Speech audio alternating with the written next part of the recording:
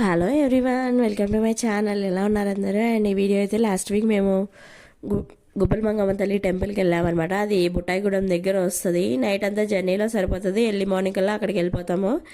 అక్కడ అమ్మవారు అడవి మధ్యలో ఉంటారనమాట, గృహలో.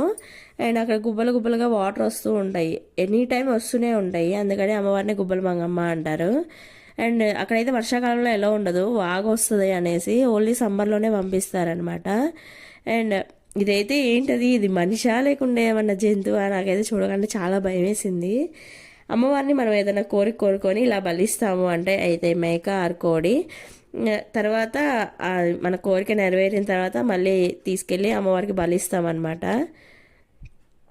నాకు ఈసారి పోయినసారి కన్నా ఎక్కువ రష్ అనిపించింది. టెంపుల్ చాలామంది వచ్చారు. లాస్ట్లో పిక్స్ కూడా పెట్టాను అమ్మవారి, చూడండి. Thank you for watching. Please subscribe my channel. Bye.